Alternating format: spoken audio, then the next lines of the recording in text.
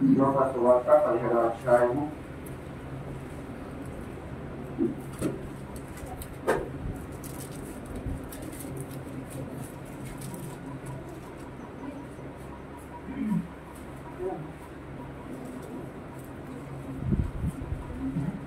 26, 27, 28. లూకాసు వార్త 17. నోవహు దినములో జరిగినట్లుగా మనిషి కుమారుని దినములోనూ జరుగును. నోవహు వాడడానికి వెళ్ళిన దినము వరకు జనము తినచ్చు, త్రాగుచు, పెళ్లికి ఇవ్వచ్చు ఉండేది. అంతలో జలప్రళయం వచ్చి వారందరినీ నాశనం చేశారు. లోతు దినంలో జరిగినట్లుగా జరుగును. లోతు జనులు తినచ్చు, త్రాగుచు, కొనుచు, అమ్ముచు, వారు నాటుచు, ఇల్లు కట్టచ్చు నుండి. అయితే లోతు సొదొమ విడిచిపోయిన దినమున ఆకాశముని అగ్ని గంధకమును కురిసి వారందరినీ నాశనం చేశారు. ఆ ప్రకారమే మనిషి కుమారుడు ప్రత్యక్షమైన దినములో చిన్న ప్రాంతం కృపగైన తండ్రి పరిశుద్ధ నామానికి అద్భుతమైన ఎన్నికలేని సామాన్య ప్రపంచాన్ని జ్ఞాపకం చేసుకోవాలి. చదవని వాక్యాన్ని వినిచి వదిలించిన ప్రభావ వాగ్దానం చేసే ప్రభావ మాట్లాడేవారు దీర్ఘకాలం నాకు చెప్పిన మాట్లాడతానని ప్రభావ మీ మానవుని పూర్తిగా పనిపరుచుకునే రంగంలో వేరు ఆత్మచేత మాతో మాట్లాడాలని దర్శించండి, బలపరచండి. ఈ సమయానికి వేడికి అవసరం వాక్యం అందరికీ అవసరమైన వాక్యం అందించండి. యేసుక్రీస్తును ప్రార్థన చేయడం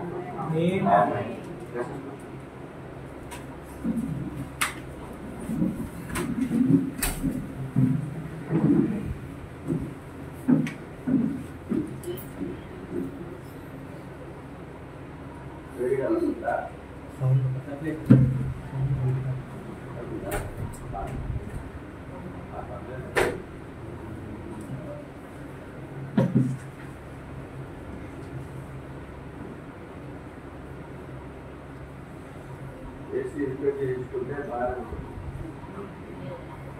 మనకి బాగా ఉంటుంది. బాగా అన్ని మూసేసుకోవాలి. శుభ్రంగా ఏమో పాడే పాడుతుంది కదా.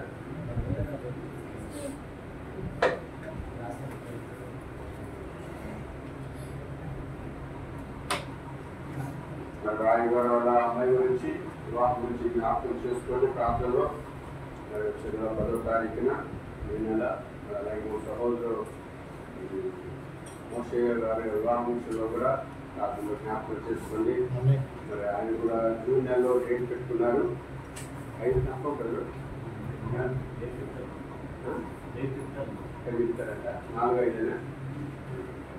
4-5 తారీఖులో అనుకున్నారు. మరి ఏంటంటే తెలీదు.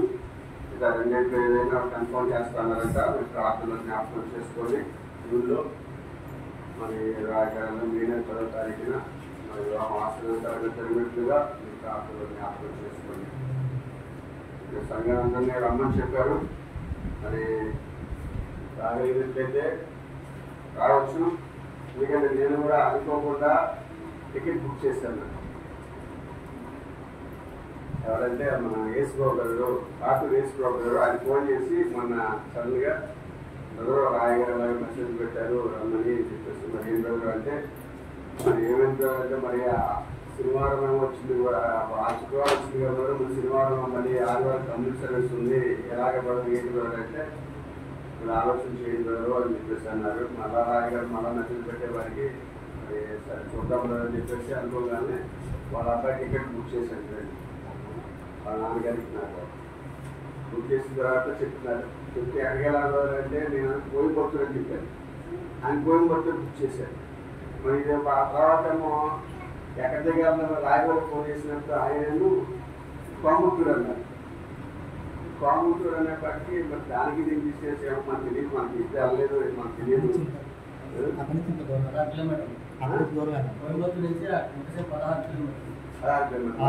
స్టేషన్ నుంచి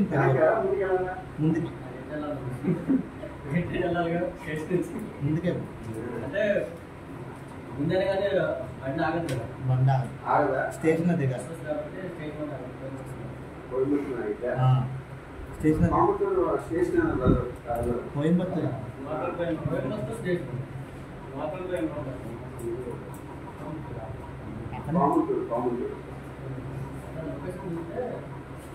సెకండ్స్ పెట్టారు కదా, ఫోన్లు పెట్టారు.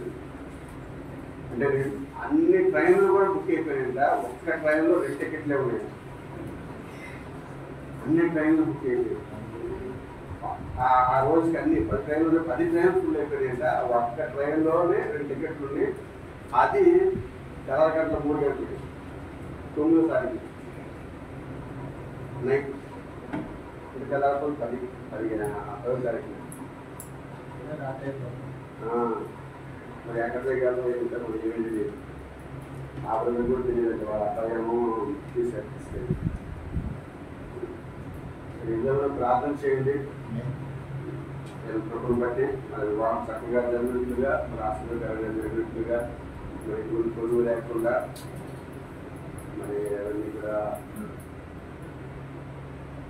క్రమంగా మరి అది ఆశీర్వాదకరంగా కొనుగోలులోనికి కుటుంబానికి ఈ కుటుంబానికి కూడా ఆశీర్వాదకరంగా ఉండడానికి మీ ప్రార్థనలు జ్ఞాపకం చేసుకోండి. అలాగే మన మధ్య ఉన్న బలహీన గురించి ప్రార్థన చేసుకున్నాము. ఈ విధంగా సత్యవత గారు వాళ్ళ అబ్బాయి గారు మరి దేవుడితో ఉన్నప్పుడు దేవుడు కృప చేత అలాగనే దేవుడు పరికరం స్వస్థానికి కృప చేశారు. ప్లేన్ టెస్ట్ పడిపోయినప్పటికీ కూడా మరి దేవుడు తెల్లారిని మరి వాళ్ళకి ప్లేన్ టెస్ట్ మళ్ళా పెరగడం అనేది ప్రారంభించిందని చెప్తున్నారు వాళ్ళ నాన్నగారు. మరి ఏదైనా దేవుడు కృప లేదని వాళ్ళ నాన్నగారు చెప్పారు. మరి ఏదైనా సంఘం ప్రార్థన చేస్తున్నప్పుడు మరి సంఘం ప్రార్థన దాటిపోయే దేవుడు కాదాయన. అందుకనే ఏమంటారా, మనకి ఒక సంఘం అనేది ఉన్నప్పుడు, మనకు కుటుంబం ఉన్నప్పుడు ఏ సమస్య అయినా ఏ శోధన అయినా ఆ కుటుంబంలో మనం చెప్తున్నప్పుడు ముఖ్యంగా ఆ కుటుంబం ఆ వ్యక్తి నుంచి ప్రార్థిస్తున్నప్పుడు కుటుంబం అందుకే మనకు కలిగి ఉండాలి. కుటుంబం ఎందుకు మనకు కలిగి ఉండాలి అంటే ఆత్మీయ కుటుంబం. అన్ని కుటుంబాలు కాదండి, అందరూ కూడా భారంగా ప్రార్థించలేరు. మరి ఎవరైతే దేవుని చేత నిర్ణయించుకున్న కుటుంబంలో ఆ కుటుంబం ఆ వ్యక్తుల గురించి ప్రార్థించే భారం వ్యక్తులు పెట్టినప్పుడు మరి ఏ సమస్య అయినా ఆ కుటుంబంలో చెప్పబడుతున్నప్పుడు ప్రతి ఒక్కరూ వారు ఆ వ్యక్తిగతంగా ప్రార్థనలో జ్ఞాపకం చేసుకుంటూ ఉంటారు. అలాగే సంఘంలో సేవకులు ప్రార్థన చేస్తుంటారు. మరి ఉపవాస ప్రార్థనలో శనివారంలో ఉపవాస ప్రార్థనలు పెట్టారు. మరి చక్కగా మరి అలాగా సమస్య గురించి మనం ప్రార్థించడానికి అవకాశం ఉంటుంది. అందుకనే మనకి ఒక కుటుంబం అనేది కావాలి. ఆ కుటుంబంలో మన సభ్యులు అయినప్పుడు మరి దేవుడు నిశ్చయంగా ఆ సంఘ ప్రార్థన ఆలకించే దేవుడు. అందుకనే కదా మరి పేతురు మరి అపోస్తలుడు పౌలు గారు చెరసాలలో ఉన్నప్పుడు వారి సంఘాలు ప్రార్థన చేసేట. సంఘాలు ప్రార్థించినటువంటి పేతురు చెరసాలలో ఉన్న వ్యక్తిని దేవుడు దూత వచ్చి తీసుకొచ్చిందంట. అలాగే పౌలు గారు చెరసాలలో సంఖ్యలో తిరిగిపోయి నిజంగా ఆయన దూత తీసుకొచ్చి మేము దేవుడారు. అందుకని సంఘం ప్రార్థన చాలా అవసరమైనది. ఈరోజు సంఘము ఏక మనసు, ఏక హృదయము, ఏక ఆత్మ చేత మనమందరం కలిసి ప్రార్థిస్తున్నప్పుడు నిశ్చయంగా దేవుడు గొప్ప గొప్ప కార్యాలు జరిగించే దేవుడై ఉన్నారు. నిజంగా ప్రేమించి ఆ సంఘంలో ఎంతమంది ఉన్నారని కాదు కానీ దేవుడే చెప్పండి, ఎక్కడైతే 2-3 నా నామ పెట్టుకుంటూ ఉంటారో వారి మధ్యలో ఉంటారని చెప్పాడు ఆయన. అదే అక్కడ 100 మంది ఉంటే ఉంటారు, 200 మంది ఉంటే ఉంటారు, ఒక 50 మంది ఉంటే ఉంటారు, ఒక 10 మంది ఉంటే ఉంటారు అన్నది ఆయన. 2-3 ఎక్కడైతే ఏకీపించి ఒకే మనసు కలిగి ప్రార్థన చేస్తారో నిశ్చయంగా దేవుడు ఆ స్థలంలో ఉండి ఆయన ఉన్నాయని రుజుపరుచుకుంటూ ఉంటాడు. ఆమె దేవుని అమరికమైన కలుగులు కాక. అందుకనే దేవుడారా మనం ఏం చేయాలి, ప్రతి విషయంలో కూడా ప్రభు మీద ఆధారపడాలి. ప్రభు మీద మనం ఆనుకొని ప్రార్థిస్తున్నప్పుడు నిశ్చయంగా ప్రభు మన జీవితంలో గొప్ప గొప్ప కార్యాలు జరిగిస్తూ ఉంటాడు. ఆమె దేవుని అమరికమైన కలుగులు కాక. అందుకనే దేవుడారా మనము చాలా చివరి దినాల్లో ఉన్నాము. మరి రాక సమీపించే గడిలో మనం ఉన్నాము. మరి ఏ సమయంలో ఎప్పుడు ఏం జరుగుతుందో మనకు తెలియదు కనుక ప్రతి సమయంలో కూడా మనకి చాలా ప్రాముఖ్యమైన అంశం కూడా ఉంది. ప్రతి గడియ కూడా మనకి చాలా ప్రాముఖ్యమైంది. ఎందుకంటే ఈ సమయాన్ని మనం ఎంత మాత్రం కూడా మరి దుర్వినియోగపరచుకోకున్నట్లుగా ఇప్పుడు నుంచి మనకి ఎంతగా ప్రతి గంట, ప్రతి నిమిషం, ప్రతి సెకండ్ కూడా చాలా ప్రాముఖ్యమైనది. ఎందుకంటే అంత దగ్గరలోకి మనం వచ్చేసాం. ఏంటంటారా మనం చూస్తున్నాం కదా, బయట ఇంత వాతావరణం మనం చూస్తున్నామా, బయట ఏం జరుగుతుందో మనం చూస్తున్నామా, తెలుస్తున్నాం మీకు ఏమన్నా? ఏంటది? ఇరాను ఇజ్రాయెల్ మీద బాంబులు వేసినప్పుడు ఏంటంటారా నిజముగా కన్ను మూసుకొని తెలిసేటప్పుడు 300 బాంబులు పెట్టి 300 కన్ను మూసుకొని తెచ్చేటప్పుడు సెకండ్స్ లో వెళ్ళిపోయింది. అంటే ఎంత వచ్చేసింది సార్? ఇరాన్ నుంచి ఇజ్రాయెల్ ఎంత దూరం అంటే 18 కిలోమీటర్లు. 1800 కిలోమీటర్ల దూరము డిస్టెన్స్ ని వితిన్ సెకండ్స్ లో వెళ్ళిపోయింది బాంబు. వాడు అశ్రద్ధగా ఉంటే, ఇజ్రాయెల్ అశ్రద్ధగా ఉంటే ఇజ్రాయెల్ దేశం మొత్తం నాశనం అయిపోయాడు. వాడు వేసిన బాంబులకి ఇజ్రాయెల్ అశ్రద్ధగా ఉంటే ఆ ఇజ్రాయెల్ దేశం మొత్తం కూడా సర్వనాశనం అయిపోయేదంట, బూడిదైపోయి ఉండేదంట.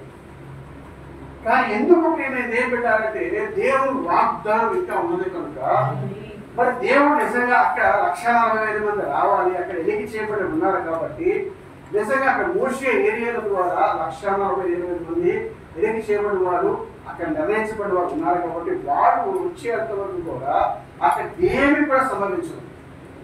దేవుడు వాగ్దానం ఉన్నది అక్కడ. మరి ఎప్పుడైనా వాడు ఇశ్రాయేలులో కూడా వేరుకునేది అంటే అన్యుల కాలం ముగిసిపోయిన తర్వాత, అన్యుల కాలం ఎప్పుడైతే సమాప్తం అవుతున్నదో నిజంగా ఇశ్రాయేలు వైపు నుంచి కృప అన్యుల వైపుకి వచ్చింది.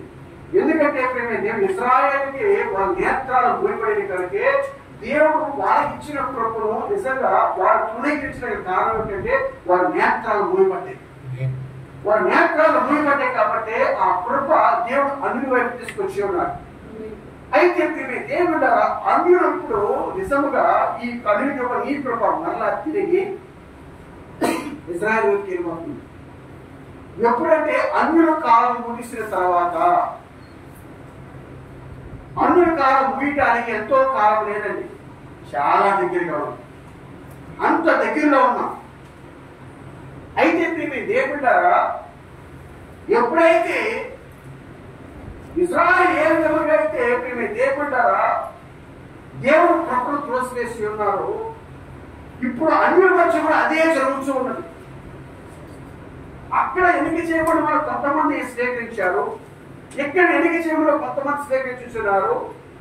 అయితే దేవుడు ఎప్పుడైతే ముందు నిర్ణయంలో ఉన్న వ్యక్తి, ఏర్పాటులో ఉన్న వ్యక్తి దేవుడు కృపను పొందుకుంటాడు, ఇక అన్యుడి కాలం ముగిసిపోయింది.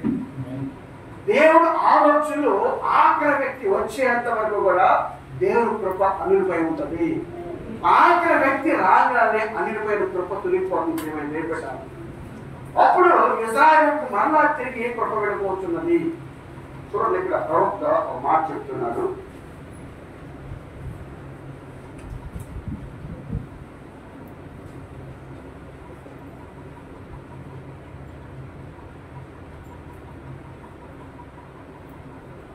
చాలా మంది ఇప్పుడు భయపడుతుంది ఏమిటంటే మూడో ప్రపంచ యుద్ధం వచ్చేసింది. మూడో ప్రపంచ యుద్ధం వచ్చేసింది. మూడో ప్రపంచ యుద్ధం వచ్చిందంటే ప్రపంచం మొత్తం నాశనమైపోతారు. ఏమి లేవు, ఒక ఏక కూడా మిగలదంట. అంత భయంకరమైన యుద్ధం రాబోతుందంట. అందుకే నేను ఏమిటారా, ఇజ్రాయెల్కి ఇరాన్ మీద వారి మధ్య జరుగుతున్న ఆ యుద్ధ వాతావరణాన్ని చుట్టుపక్కల దేశాలన్నీ కూడా ఏం చేస్తాయంట, నిజంగా మీరు కాముగా ఉండండి, మీరు కాముగా ఉండండి, మీరు కాముగా ఉండని చెప్తూ ఉన్నారు. ఎందుకంటే ఏమిటారా, వీళ్ళు యుద్ధం చేసుకున్నప్పుడు మధ్యలో నిజంగా అనేకమైనవి నిజంగా కోల్పోతారంట. ఆ యొక్క పెట్రోల్ కానీ, డీజిల్ కానీ, సౌర పువ్వులే కానీ, వస్తువులు కానీ ఇవన్నీ కూడా డ్యామేజ్ అయిపోతాయి. అప్పుడు ప్రపంచం మొత్తం కరువు వచ్చేస్తుంది. భయంకరమైన కరువు సంభవించబోతుంది అక్కడ. అందుకని వారు యూనివర్స్ ఏం చేస్తారు, ఒప్పందాన్ని తీసుకొస్తున్నారంట. మీరు కాముగా ఉండండి, మీరు కాముగా ఉండండి. ఆ మధ్యలో ఉన్న దేశాలన్నీ కూడా వీళ్ళు ఏం చేస్తారంట, ఒప్పందాన్ని తీసుకొస్తూ ఉన్నాయి. అయితే ఇప్పుడు దేవుడు ప్రవక్త అంటున్నారు, దేవుడు పిలిచిన మనిషి వర్తమానంలో చూడండి ఏమంటున్నారు, గమనించండి. దేవుడే దాన్ని చేయించున్నారు. వారొక స్వాతంత్ర ఏక ఆధిపత్యము గలవాలని అన్ని జనులు గుంపై ఎరుగుదు. కానీ గత దినంలో ఇశ్రాయేలును సరిచేసి చక్కనిత్తుడికి అన్య దేశంలో దేవుడు పైకి లేపలేదా? ఇశ్రాయేలు ఎప్పుడైతే దేవుడికి దూరం అయిపోయారో దేవుడారా, ఇశ్రాయేలు ఎప్పుడైతే దేవుడికి వ్యతిరేకంగా మారి ఉన్నారో, దేవుడు ఇశ్రాయేలు ఎంత దేవుడారా, వారిని ఏ విధంగా అయితే దేవుడు నిజంగా ఎన్నిక చేసుకున్నాడో, ఏర్పరచుకున్నాడో, అలాగే వారికి ఏ విధంగా అయితే వారు కట్టని ఇళ్లలోను, భూముల్లోను, బావుల్లోను వాళ్ళు ఏ విధంగా స్థిరపరిచాడో, అయితే దేవుడికి వ్యతిరేకంగా అయితే ఇజ్రాయేలు మాట ఉన్నారు, నిజంగా వారి మీదకి దేవుడు అంటే దేవుడు అన్ని దేశాన్ని వారి మీదకి పంపించారు. అయితే ఎవరిని అంటే దేవుడు ఇజ్రాయేల్ ఎవరి చేతికి అప్పగించాడు అంటే ఇజ్రాయేలే కాదు కానీ ఆ చుట్టుపక్కల దేశాలన్నింటినీ కూడా ఆ బబులోను రాజుకి అప్పగించాడు ఆయన. ఆ బబులోను రాజుకి అప్పగించడం ద్వారా చూసారు కదా మీరు. చూడండి మరొకసారి ఇర్మియా గ్రంథం పోయిన ఆదివారం కూడా చూశారు మీరు.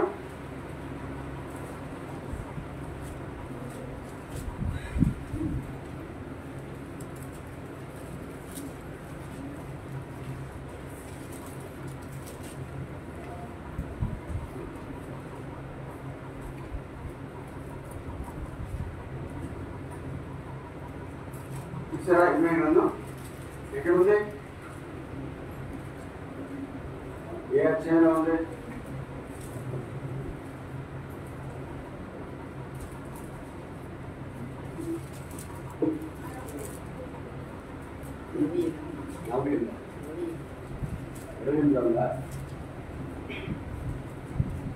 ఇంటికి బైబిల్ చేస్తున్నారా?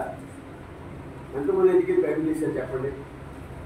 ఆదివారం ఇంటికి వెళ్ళిన తర్వాత చెప్పబడిన వాక్యాన్ని ఎంతమంది వెళ్ళి బైబిల్ తీశారు?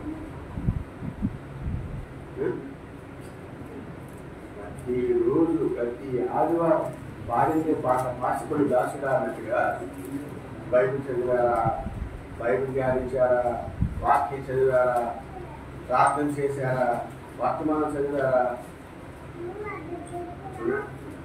ఇదే కదా ప్రతి ఆదివారం. ఎందుకు భాష గారండి మాకు ఈ గోళ? మీరు బైబిల్ చదివారా అడగాలి, ప్రార్థన చేశారా అడగాలి. మా వాదం మీద పడుతున్నా కదా పన్నేయండి.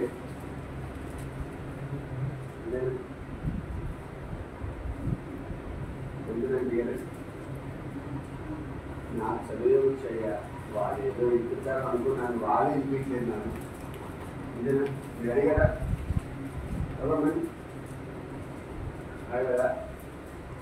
అడగండి, మీకు బాధగానే చూసేటువంటి శుభ్రంగా చదువుకుంటే శుభ్రంగా అమ్మ ఏం వాక్యం చదివారమ్మా ఇవాళ, కొంచెం చదివించారమ్మా, చదువులేని దానికి అమ్మ కొంచెం నువ్వు చదువుకున్నావు కానీ కొంచెం ప్రేమపూర్వకంగా అడిగితే చక్కగా కూర్చొని ఎదురు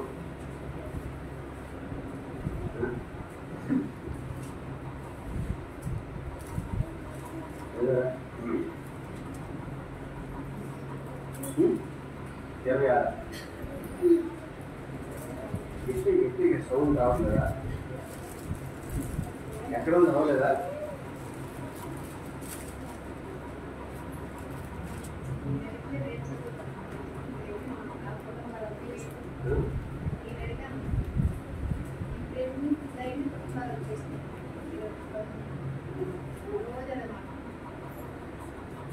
మీ దగ్గర రికార్డు లేకపోయినా అక్కడ రికార్డు ఉంటుంది. అది అన్న మాట్లాడి రికార్డు అవుతూ ఉంటాయట. అప్పుడు రేపు పొద్దున ఎందుకు కుటుంబ ఆరాధన చేసుకోలేదంటే ప్రభా నేను చేసుకున్నామన్నాను, వాళ్ళు చేసుకోవడానికి అవకాశం లేకపోతున్నారు ప్రభా అని దేవుడు అప్పుడు ఆ రికార్డు చేస్తాడు. ఆ 4వ పరిమాణం రికార్డు అవుతాయట. ప్రతిదీ కూడా మనం ఏది మాట్లాడినా కూడా అక్కడ రికార్డు అవుతూ ఉంటుంది. అయితే ఆ తీర్పు తీర్మానం ఎవరైనా ఒకవేళ కర్మసారి దవవరం సింహాసనానికి వెళ్ళారనుకోండి, అప్పుడు అయ్యా నేను క్రైస్తవుని కదా అయ్యా, నేను లోకస్తుని కానయ్యా, నేను బాప్తిస్మం పొందానయ్యా, అయినా నన్ను ఎందుకు ప్రభు ఇక్కడ దవవరం సింహాసనం తీసుకొచ్చారంటే అప్పుడు ఆయన నువ్వు ఎందుకు వచ్చావు ఒకసారి చూద్దామయ్యా, నాకు కూడా తెలియదని చెప్పి దేవుడు అంట ఆ రికార్డు ఓపెన్ చేస్తాడు. ఆ వీడియో ఓపెన్ చేసినప్పుడంట నీ జీవిత దినములన్నీ కూడా ఏమేమి చేసావు అన్నీ కూడా రికార్డు కనపడుతూ ఉంటాయి. వీడియో లైవ్ చూపిస్తాడంట దేవుడు. ఈ ముందు ఫలానూరులో ఫలానా కుటుంబంలో ఫలానా వ్యక్తికి పుట్టిన ఫలానా సహోదరుడు పేరు పొందగానే చక్కగా వస్తుందట లైవ్. అక్కడ వచ్చినప్పుడు అతని జీవితంలో ఉదయం నుంచి రాత్రి పడుకునేంత వరకు ఏమేమి పనులు చేసాడో మొత్తం రికార్డు వస్తుంది. నీ జీవితంలో ఏమేమి చేసావు ప్రతి పని కూడా, ఎన్ని అబద్ధాలు ఆడావు, ఎన్ని మాటలు చెప్పావు, ఏమేమి పనులు చేసావు, ఎక్కడెక్కడ కార్యాలు ఉన్నాయి, ఇవన్నీ కూడా రికార్డెడ్గా వస్తాయంట. మనం తప్పించుకోవడానికి అవకాశమే లేదు. అనుకుంటా ఉంటాం మా అమ్మ చూడలేదుగా, మా నాన్న చూడలేదుగా, మా భాష గారు చూడలేదుగా, మా సహోదరులు చూడలేదుగా అనుకుంటావు. ఎవరు చూడకపోయినా దేవుడు అక్కడ రికార్డ్ అవుతుంది మాత్రం మర్చిపోమా. ఆమేన్. దావీదు పాపం చేస్తున్నప్పుడు దేవుడు ఎవరు చూడాల ఆ రాజ్యం ఎవరికి తెలియదు దావీదు పాపం చేసినట్టుగా. కానీ దేవుడు చూసి నాతాను పంపించాడు.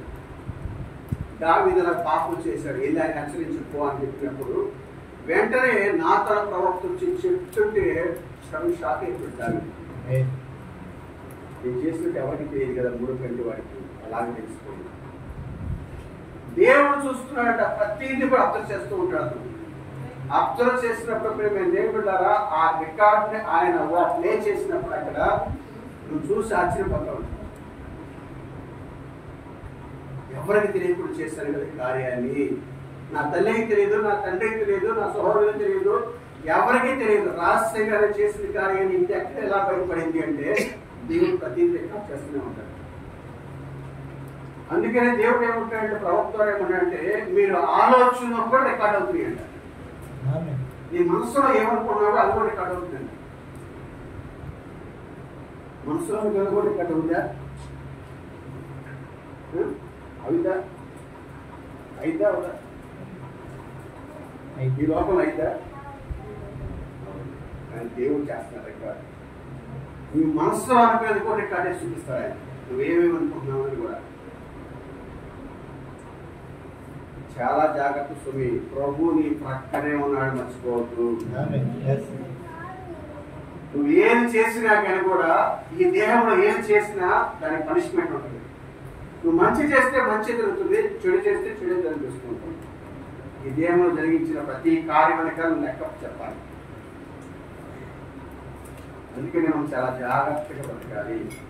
చాలా క్రమముగా, మర్యాదగా, భక్తిగా ఉన్న కొద్ది దినాలే ఉంది.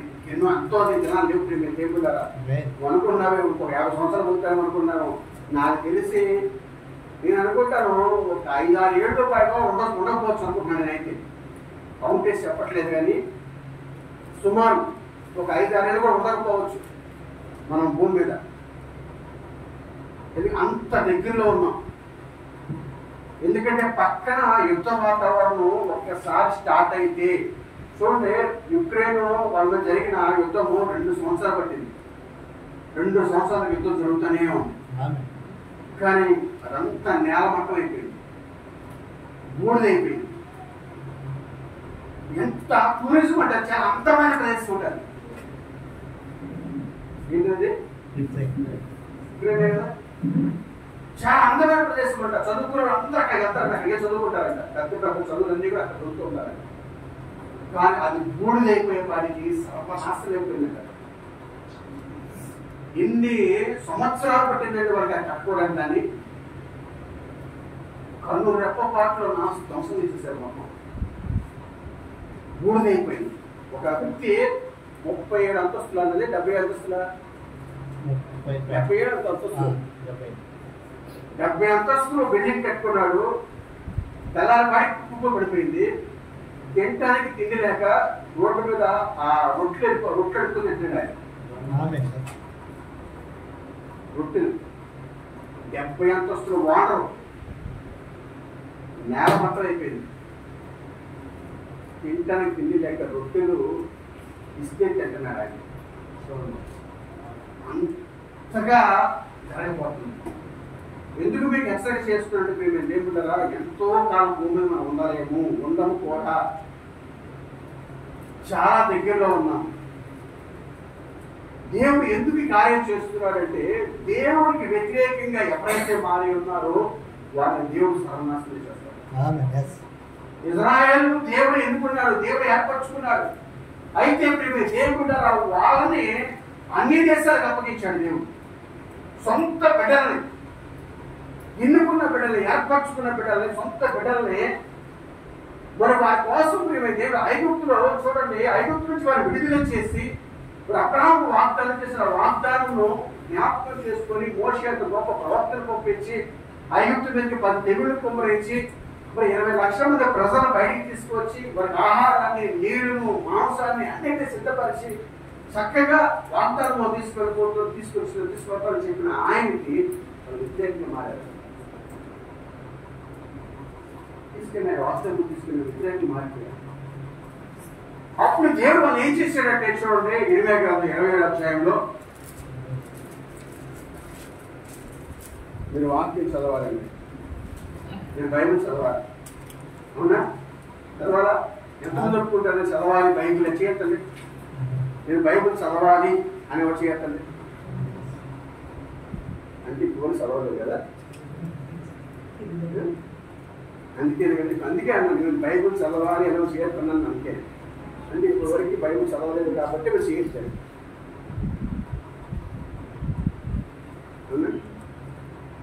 చదువుతున్నావు బైబిల్ స్కూల్లో? చదవట్లేదా? బైబిల్ తీసుకెళ్ళలేదా?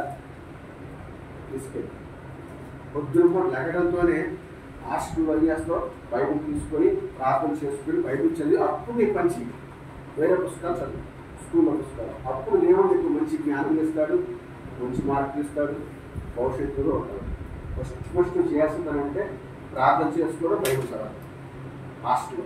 అర్థమైందా? చదవండి 20 అధ్యాయం.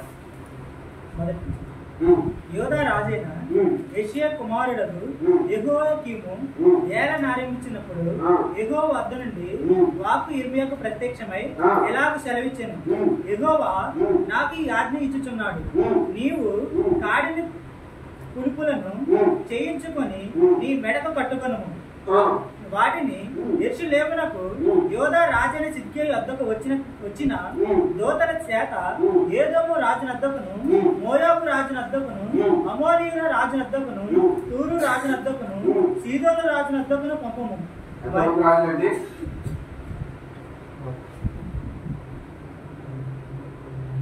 యెరూషలేముకు యూదా రాజుకు సిద్కియా వద్దకు వచ్చిన దూతల చేత ఏదోము రాజునద్దకును, చుట్టుపక్కల రాజులందరికీ కూడా మరియు ఆ దూతలు తమ యజమానులకు తెలియజేయవలనని ఈ ఆజ్ఞ వారితో చెప్పుము. మీరు మీ యజమానులకు తెలియజేయవలనని సైన్యములకు అధిపతి అయిన ఇశ్రాయేలు దేవుడు సెలవిచ్చినదేమనగా, అధిక బలము చేతను చాచిన బాహువు చేతను భూమిని భూమి మీద నున్న నరులను జంతువులను నేనే సృజించి ఎవరికి ఇచ్చుట న్యాయమని నాకు తోచును వారికే ఇచ్చుచున్నాను. ఇప్పుడైతే దేశములన్నిటినీ నా దాసుడకు నా దాసుడకు బబులోను రాజైన నెబుకద్నెజరు వశము చేయుచున్నాను. అతని సేవించుటకై జంతువులను కూడా అతని వశము చేయుచున్నాను. అతని స్వదేశమునకు కాలము వచ్చే వరకు సమస్త జనులు అతనికి అతని కుమారునికి అతని కుమారునికి దాసులైందురు. ఆ కాలము రాగా బహు జనముల మహారాజులు అతని చేత దాస్యము చేయించుకొందురు. ఏ జనము ఏ రాజ్యము బబులోను రాజైన నెబుకద్నెజరునకు దాస్యము చేయనల్లగా బబులోను రాజు యొక్క కాడిని తన మెడ మీద పెట్టుకొనదో దానిని నేను అతని చేత బొత్తిగా నాశనము చేయించు వరకు ఆ జనమును ఖడ్గము చేతను క్షామము చేతను తెగులు చేతను శిక్షించెదను. ఇదే యెహోవా వాక్కు. దేవుడు నిజంగా ఆ ప్రపంచ దేశములన్నిటినీ కూడా ఎవరికి అప్పగిస్తున్నాడు? అర్థమవుతుంది కదా? ఎందుకు అంటే దేవుడారా ఎందుకు వారిని అప్పగిస్తూ ఉన్నాడు? మీకు ఇవన్నీ చెప్పినాక కూడా మళ్ళా మీరు చెప్పాల్సి వస్తుంది.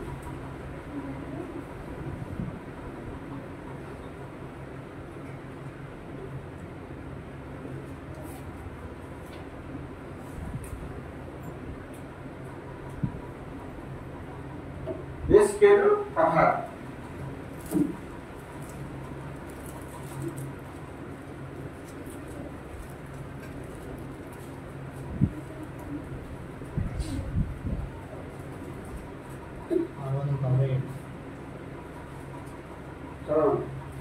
మరియు యెహోవా వాక్కు నాకు ప్రత్యక్షమై ఎలాగ సెలవిచ్చాను.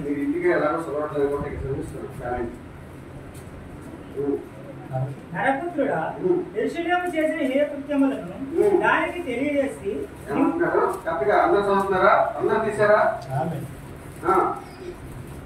మరియు యెహోవాకు నాకు ప్రత్యక్షమై ఎలాగ సెలవిచ్చాను.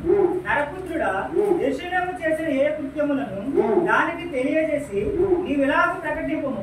ప్రభువైన యెహోవా యెరూషలేమును గూర్చి ఈ మాట సెలవిచ్చుచున్నాడు. నీవు ఉత్పత్తియు నీ జనమును కనానీయుల దేశ సంబంధమైనవి. నీ తండ్రి అమోరీయుడు, నీ తల్లి హిత్తీయురాలు.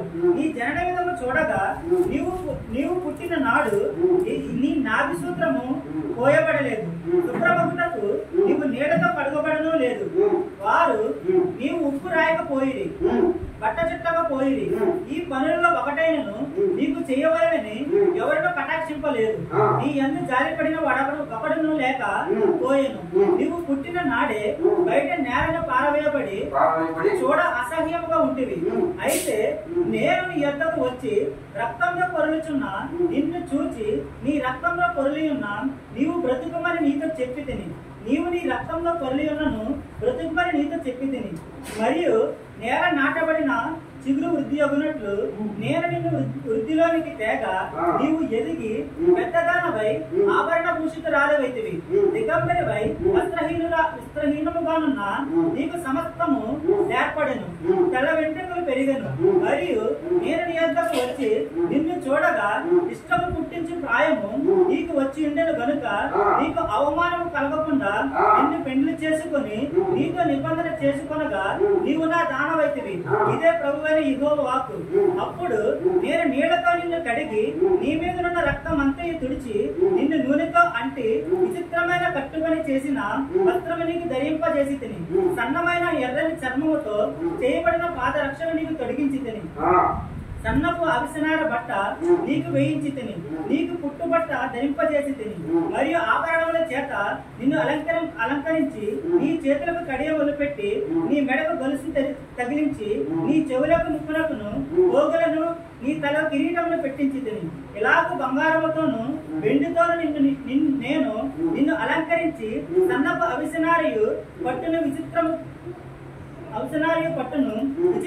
పుట్టుపనియు గల బట్టలు నీకు ధరింపజేసి గోధుమను తేనెయు నూనెయు నీకు ఆహారముగా ఇయ్యగా నీవు మిక్కిలి సౌందర్యవతివై రాణియగునంతగా అభివృద్ధి నొందితివి. నేను నీకు అనుగ్రహించిన నా ప్రభావము చేత నీ సౌందర్యము పరిపూర్ణము కాగా అన్యజనులు దానిని చూసి నీ కీర్తి ప్రశంసించుచూ వచ్చిరి. ఇదే ప్రభువు యెహోవా వాక్కు. అయితే నీ సౌందర్యమును నీవు ఆధారము చేసుకొని నీకు కీర్తి వచ్చినందున నీవు వేశ్యవై దారిన పోవు ప్రతి వానితో బహుగా వ్యభిచరించుచూ వచ్చితివి.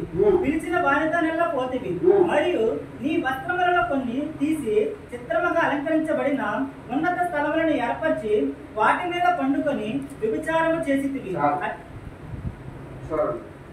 దేవుడు ఏదైతే వారు చేసి ఉన్నారో వాళ్ళు బుద్ధి పొంది ఆశ్రయించబడిన తర్వాత పాపం చేశారు, వ్యభిచరించారు అంటారు. వ్యభిచారం అంటే ప్రేమైతే బిడ్డారా, సొంత ఆలోచనలు, సొంత తలంపులు, సొంత పద్ధతులు, సొంత ఆచారాలు, సొంత విధానం అవన్నీ తీసుకుని వచ్చారు. దేవునికి వ్యతిరేకమైన ప్రతి కార్యములు కూడా వాళ్ళు తీసుకొచ్చేవారు. అందుకని దేవుడు ఇక్కడ వర్తమాన మాట మాట్లాడుతున్నాడు. దేవుడు తన కృప వలన భూమిపైన ఉన్న జాతుల్లో నుండి ఇజ్రాయేలును ఎన్నుకొనిను. కృప ఆ కార్యమును చేశారు. ఫలవంతమైన భూములను ఆయన వారికి దయచేశారు. వారు నిర్మించని భవనములను ఆయన వారికి దయచేశారు. దేవుడు వారిని ఎన్నుకొని దాన్ని చేశారు. వారు కొనని పొలములను ఆయన వారికి ఇచ్చారు. వారు నాటని ఆహారము ఆయన వారికి ఇచ్చారు. వారు తవ్వన భావమును ఆయన వారికి ఇచ్చారు. వారు జయించలేని విజయములు ఆయన వారికి ఇచ్చారు. వారు అర్హులు కానప్పటికీ ఆయన వారికి కృపను చూపించారు. ఇజ్రాయేలు తన ప్రజలకు ఆయన కృప ద్వారా దేవుడు దాన్ని చేశారు. ఇజ్రాయేలు ఆయన ఎన్నుకున్న వారు, ఆయన ప్రేమించిన వారై ఉన్నారు.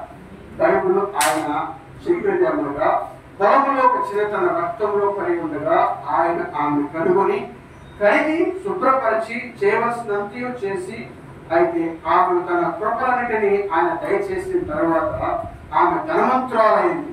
అప్పుడు ఆమె ఏమైందంట, ఆమె ధనవంతురాలైపోయి దేవుడు చేసిన ప్రతి కార్యము మర్చిపోయింది.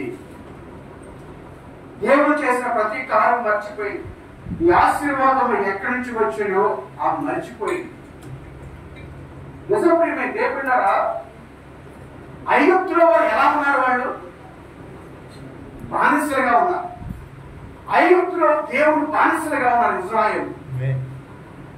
మరి నిజంగా ఎవరు వాగ్దానం చేయబట్టి వారిని బానిసలుగా ఉన్న వారిని స్వతంత్రంగా చేసే దేవుడు? దేవుడు అబ్రహాముకు ఏ వాగ్దానం అయితే చేసి ఉన్నాడో ఆ వాగ్దానం నిలబెట్టుకోవడం కోసం దేవుడు వారి బానిసలుగా ఉన్న వారిని విడిపించాడు ఆయన. ఆమేన్. దేవుడు నామానికి మహిమ కలుగును గాక. అందుకనే ప్రియమైన దేవుడారా, మరి ఎప్పుడైతే వారసులు ఎన్నిక లేని వారు దేవుడు ఎన్నిక చేసుకున్నారు, దేవుడు ఏర్పరచుకున్నారు, దేవుడు సమస్తం వారు ఆశీర్వదించాడు. దేవుడు నిజంగా వారికి ఏమేమి కావాలో అన్నీ కూడా వారికి అనుగ్రహం చేసి ఉన్నాడు ఆయన. అయితే వారికి ఆశీర్వదించబడిన తర్వాత ఆశీర్వాదం ఎక్కడి నుంచి వచ్చినో మర్చిపోయారు. మర్చిపోయి దేవుడారా, అందుకనే వాళ్ళు ఏం కోరుకున్నారంట, నిజంగా ఇతర దేశాల వల్లే మేము ఉండాలని కోరుకుంటున్నారు. వాళ్ళు ఇతర దేశాల వల్లే మాకు కూడా రాజు కావాలని కోరుకుంటున్నారు. ఇతర దేశాల వల్లే సొంత ఆలోచన, సొంత తలంపు, సొంత ఉద్దేశాల ప్రకారం రవాణాలు కోరుకుంటూ ఉన్నారు. అందుకనే దేవుడు ఏం చేస్తారంటే వారు దేవుడు నాయకత్వాన్ని విడిచిపెట్టేశారు. దేవుడు నిజంగా నాయకుడిగా వారు కోరుకోవట్లేదు, కానీ వారు మానవ నాయకుడిగా ఉండాలని కోరుకుంటున్నారు. వాళ్ళు మానవ ఆలోచనలు, మానవ తలంపులు, మానవ ఉద్దేశాలు, మానవ చిత్తం, మానవ సంబంధం అవన్నీ కోరుకున్నప్పుడు దేవుడు నిజంగా దేవుడరా సమయాలతో అంటున్నాడు, సమయాలు వారు నిన్ను తృణీకరించలేదు కానీ వారు నన్ను తృణీకరించి ఉన్నారు. వారు నిన్ను కాక త్రోసివేసింది, వారు నా నాయకత్వం త్రోసివేస్తున్నారు. నిజంగా సమయాలు ఎంతో గమనించాడు. అయ్యా, రాజు వస్తే మీరు బానిసలుగా ఉంటారు. నిజంగా మీ పిల్లలు, మీ కూతురు వాళ్ళందరికీ బానిసలు చేయాలి, పనులు చెల్లించాలి. ఇవన్నీ చెప్పినప్పటికీ కూడా సమయాల మాట వినకుండా ఏం చేశారంట, దేవుడారా వారికి మాకు సొంత నాయకుడు కావాలి, ఇతర దేశాలు ఏ రాజు అయితే వారు పరిపాలిస్తున్నారో మాకు రాజు కావాలని దేవుడు రాజుని ధృవీకరించి పక్కన పెట్టేశారు. అందుకని అప్పుడు దేవుడు ఏం చేశాడంట, వారిని అన్యులకు అప్పగించాడంట. దేవుడు ఎప్పుడైతే వారు పాపము చేస్తున్నారో, దేవుడు త్రోసివేశారో, దేవుడు నాయకత్వం త్రోసివేశారో, దేవుడు సైన్యం త్రోసివేశారో, సొంత చిత్తము, సొంత ఆచారాలు, సొంత సిద్ధాంతాలు, సొంత పద్ధతులు ఎప్పుడైతే లోక ప్రకారంగా జీవించడం ప్రారంభించాడో దేవుడు వారిని విడిచిపెట్టేసి అన్యులకు అప్పగించాడు. బబులోను రాజుకి అప్పగించాడు. వారిని కాదు, వారు మాత్రమే కదా, చుట్టుపక్కల రాజ్యాలన్నీ కూడా ఆ బబులోను రాజుకి అప్పగించాడు. అందుకని నేను దేవుడారా, నిజంగా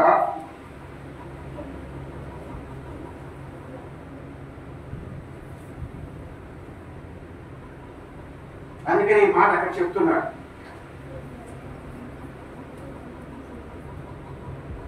ఒకసారి కూడా ఏ అన్యజనులత చేయబడలేదు, అది నిషేధించబడింది. అన్యజనులు 2000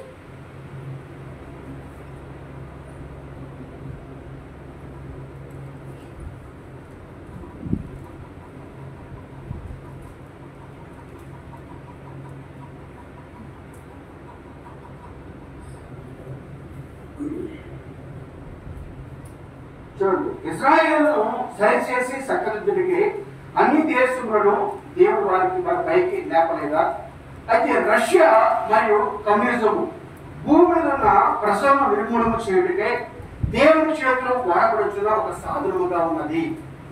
రష్యా ఎలా ఉందంటే అప్పుడు దేవుడరా, దేవుని చేతిలో వాడబడుచున్న ఒక సాధనముగా ఉన్నది. నిజముగా అది పరిశుద్ధ గ్రంథము చెప్పుచుంది, కానీ అది సంభవించడానికి ముందుగా ఎత్తబడుగా జరగవలసి ఉన్నది. ఎప్పుడైతే దేవుడు ఇజ్రాయేలు పాపము చేస్తే ఏ విధంగా దేవుడు అన్ని దేశాలకు అప్పగించి ఉన్నాడో, అయితే దేవుడు ఈ రోజు కూడా దేశం మీదకి పాపం ఎప్పుడైతే ప్రవేశించి ఉందో, పాపం ఎప్పుడైతే అలుముకుందో, ఆ దేశం అంతటినీ కూడా ఏం చేస్తారంట, నిజంగా హతమార్చడానికి, నాశనం చేయడానికి ఒక వ్యక్తిని ఎన్నుకుంటున్నాడు దేవుడు. మరి ఈ ప్రపంచంలో నాశనం చేయడానికి దేవుడు ఎవరు ఎన్నుకున్నాడంటే రష్యాని ఎన్నుకున్నాడంట. రష్యా ప్రేమ ఏం పెట్టారా ఇప్పుడు అన్నిటికంటే కూడా అది చాలా ప్రథమ స్థానంలో ఉందంటున్నాడు ప్రవక్త. ఎందుకంటే ప్రేమ ఏం పెట్టారా ఇప్పుడు రష్యా ద్వారానే దేవుడు ప్రపంచం మొత్తం నాశనం చేయబడుతూ ఉన్నాడు. అందుకనే ప్రవక్త మీరు రష్యాను వాచ్ చేయండి అని చెప్తూ ఉన్నాడు. అయితే రష్యాని గమనించండి ఎందుకు గమనించండి అంటున్నాడంటే ప్రేమ ఏం పెట్టారా రష్యా దేవుని చేతిలో ఒక పనిముట్టు అయి ఉన్నది, దేవుని చేతిలో వాడబడే ఒక సాధనమై ఉన్నది. అందుకనే ఎందుకంటే ప్రేమ సమస్తమును కూడా హతమార్చడానికి దేవుడు రష్యాను వాడుకుంటున్నాడు. అందుకనే ఈ భూమి మీదకి నాశనం రాకమునిపే దేవుడు వధువును పైకి తీసుకెళ్ళబోతున్నాడు. మనకి మంచి కలుగులు కాక. అందుకనే ఎప్పుడైనా దేవుడగా అది సంభవించడం ముందుగానే సంఘము అవతలికి మనకు కొనుక్కోకూడదు. అంత సమీపంగా ఉన్న ఎత్తబాటు ఇంకెంత సమీపంగా ఉండును.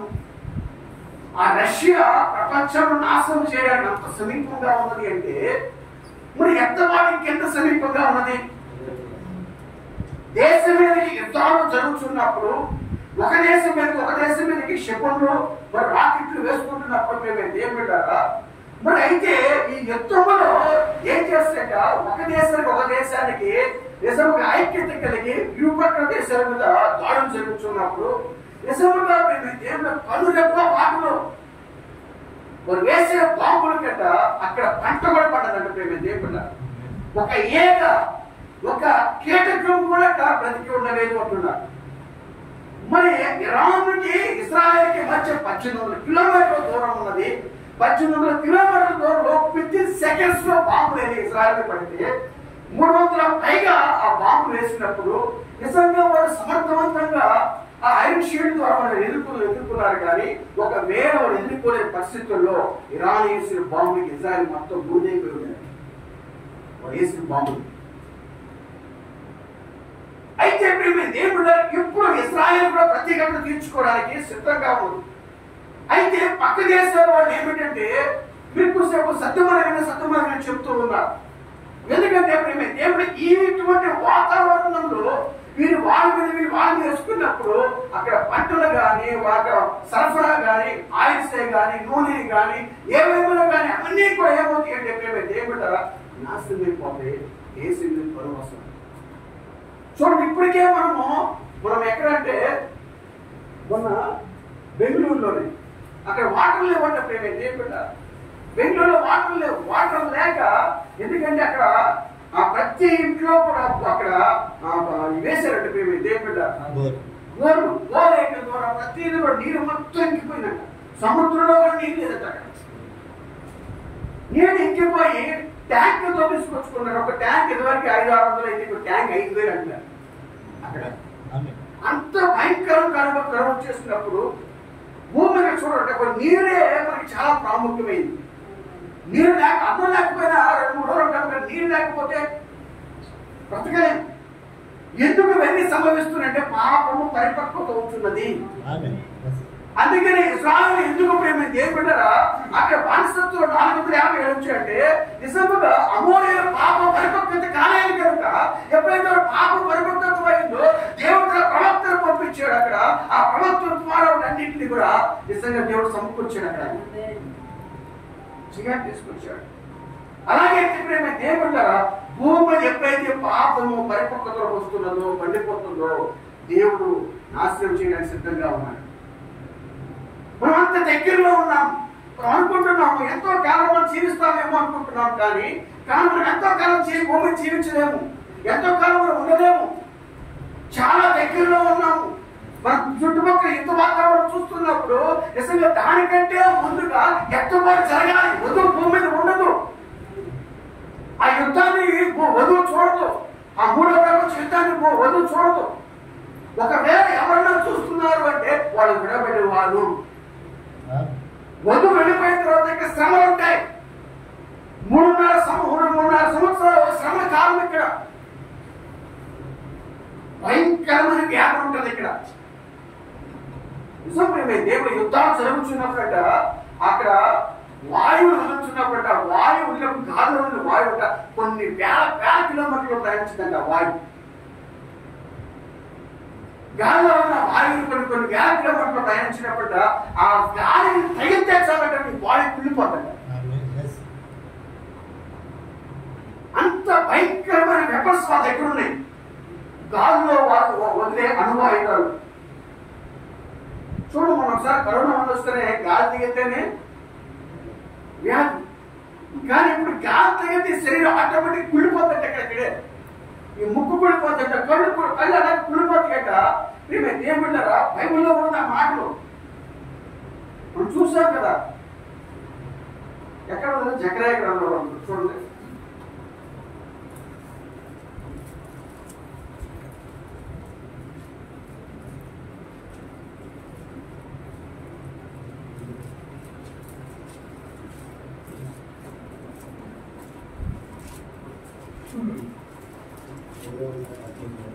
పద్నాలుగు చూడండి, 14:10.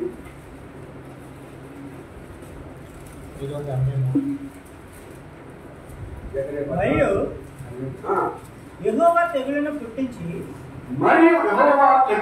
యెరూషలేము మీద యుద్ధము చేసిన జనములందరినీ ఎలాగున మొత్తము వారు నిలిచి ఉన్న పాటుననే దేహంలో కుళ్ళిపోవును. వారి కన్నులు కన్ను తరలతో ఉండి కుళ్ళిపోవును. వారి నాలుకలు కోడలో ఉండి ఆ దినమున యెహోవా వారిలో గొప్ప కల్లోలము పుట్టింపగా వారందరూ ఒకరికొకరి విరోధులై ఒకరి మీద నొకరు పడుదురు. బైబుల్ ప్రవచనం ఇది. చివరి కాలంలో అటువంటి మారణహోమం జరగబోతుంది. గాలిలో వేసుకునే ఆ వెపన్స్, ఆ గాలి తరంగాల్ని తాకితే చాలంట నీ దేహం ఆటోమేటిక్గా అడుగుతూనే పడ్డాడు. నువ్వు బతికే ఉంటావు, నీకు ప్రాణం ఉంటుంది, కానీ దేహం కుళ్ళిపోతుంది, నీ కళ్ళు కుళ్ళిపోతా ఉంటాయి. పక్షులకి ఆ రోజు ఆహారం అంటే ప్రేమ ఏం పెట్టాలి. ఆకాశ పక్షులకి విందంటే ఆ రోజున పక్షులు ఇక్కడ నిలబడి గ్రద్దలు ఆకాశ గ్రద్ద ఇక్కడ నిలబడేసేస్తాయంట. నీ కళ్ళు వేసారా, నీ కడుపు పీక్కులు. నువ్వు బ్రతికి ఉండగానే పక్షులు ఇక్కడ నిలబడి నీ భుజాలపై నిలబడి కుళ్ళిపోయిన కడుపులు పీక్కుతాయండి. చదివారా? బైబిల్లో ఉందండి, చదివారా? జకరియా గ్రంథము 14:12. వారి కన్నులు కన్ను తరలో ఉండి కుళ్ళిపోతాయట. అంత దగ్గరగా ఉండిపోయి మీకు యుద్ధాలు జరుగుతుంది అంటే మనం ఎలక్ట్ గా ఉండాలి. ఇంకా మనం ఎలా ఉన్నామంటే ప్రార్థనా జీవితం లేకుండా, వాక్యపు ధ్యానం లేకుండా, దేవునితో సహవాసం లేకుండా, ఆదివారానికి మనం భక్తి చేస్తూ, మన ఇంటికాడ జీవితం ప్రార్థన లేకుండా, వాక్యపు ధ్యానం లేకుండా, వర్తమానం లేకుండా ఎలా ఉండిపోయాం మనం? ఇంకొకటి మీరు ఏం పెట్టారా? మిమ్మల్ని భయపెట్టడానికి కాదు, కానీ చుట్టుపక్కల ఏమి జరుగుతుందో మనం హెచ్చరిక చేస్తున్నాం బైబిల్ ద్వారా. బైబిల్ ద్వారా మనము దేవుడు ఎందుకు ముందుగా మనకి గ్రంథాల్లో రాసి పెట్టించాడు ఏమి జరగబోతుంది, పాపం ఎప్పుడైతే పరిపక్వతలకు రాబోతుందో, నిజంగా ఇంకా పాపం అయిపోయింది, దేవుడు దృష్టిలో అయిపోయింది అనగానే దేవుడు ఏం చేస్తున్నాడట? ఇంకా అనుమతిస్తున్నాడు. ఒక వ్యక్తిని ఎన్నుకుంటున్నాడు ఆయన, ఆ వ్యక్తి ద్వారా సర్వనాశనం చేస్తున్నాడు దేవుడు. నిజంగా సర్వనాశనం చేసే రష్యా కాదు, రష్యా దేవుడి చేతులు ఒక ఆయుధము. ప్రవక్త అంటున్నాడు లేకుండా రష్యా వాళ్ళకంటే అంటే మనం 5 సంవత్సరాలు వెనకబడి ఉన్నాం. వాళ్ళ నాగరికత కంటే, వాళ్ళ సైన్స్ కంటే, వాళ్ళ డెవలప్మెంట్ కంటే కూడా 5 సంవత్సరాలు వెనకబడి ఉన్నాం. ఇప్పుడు వాళ్ళు చేరుకోవాలంటే ఒక 5 సంవత్సరాలకు పట్టిద్దారు. మనం చేరుకోవాలంటే మనం చేరుకోవాలంటే ఒక 5 సంవత్సరాలు పట్టిద్దాం. అంటే ఇప్పుడు దేవుడు వాళ్ళ దగ్గర ఎంతగా అడ్వాన్స్ అయిపోయారు చూడండి. భూమి చుట్టూ కూడా బాంబులు ఏర్పరచుకోండి అంట. ఇప్పుడు ప్రవక్త అంటున్నాడు కోడిగుడ్డు ఉంది కదా, ఈ కోడిగుడ్లో ఆ సొన తీసేస్తే కోడిగుడ్డు ఎలా ఉంటుంది? డొల్ల. అలా ఉందంటే భూమి ఇప్పుడు ఏ సమయంలో ఏం కాబోతుందో తెలియదంట. అన్ని బాంబులన్నీ భూమి కింద సముద్రంలో ఏర్పరచుకోవడం ఉన్నాయంట. అక్కడక్కడ భయంకరమైన స్థితిలో ఉన్నాం మనం. అందుకని దేవుడు ఏం చేస్తున్నాడంటే, నీవు ఇటువంటి సిచ్యువేషన్ జరగక మునిపే ఏం చేయాలంట, దేవుడు తిరుగుతున్నాడు. ఎంత భయంకరమైన స్థితి రాబోతున్నది. అందుకనే దేవుడు ఏం చెప్తాడంటే, నోవా కాలంలో ఏమి జరిగిను, నోవా కాలం ఏం జరిగినో మనిషి కుమారుడు రాకడలో అదే జరగబోతున్నది. దేవుడు రాకడలో ఏం జరగబోతుంది, నోవా కాలం ఏం జరిగిందో అదే జరగబోతుంది. ఎందుకంటే ఆకాశం నుంచి ఒక వర్షపు చిరుకు కింద పడక మునిపే నోవా తన కుటుంబం గోడలోకి ప్రవేశించాడట. దేవుడికి తీర్పు భూమిని తాకక మునిపే, దేవుడికి ఉగ్రత భూమిని తాకక మునిపే నోవా తన కుటుంబము గోడ సిద్ధపరచబడ్డ గోడలోకి ప్రవేశించారు వాళ్ళు. అందుకని లోక దినంలో ఏం జరిగిందో ఈ రోజు అదే జరుగుతుందన్నాడు ఆయన. లోక దినంలో ఏం జరిగిందంటే ఏం పెట్టారా, అగ్ని గంధకములు సొదొమ గొమొర్రా కుమ్మరించబడక మునిపే వారు బయటకు వచ్చారు. సొదొమ గొమొర్రా నాశనము కాక మునిపే, ఒక గంధకము ఆ సొదొమ గొమొర్రా మీద పడక మునిపే లోతు తన కుటుంబంతో బయటకు వచ్చాడు. అయితే దేవుడు ప్రవక్త ఏమంటున్నా అంటే ఏమంటారా, ఒకళ్ళేమో లోపలికి వెళ్ళారు, ఒకళ్ళేమో బయటకు వచ్చారు అంటున్నాడు. ఇది దేనికి సాదృశ్యంగా ఉంది అంటే, లోకంలో ఉన్న వారు బయటకు వచ్చారు, అయితే నిజంగా దేవుడు మహిమలో వెళ్ళడానికి లోపలికి వెళ్ళారంట వాళ్ళు. లోకంలో నుంచి బయటకు వచ్చారు, రక్షించబడడానికి లోపలికి వెళ్ళారు.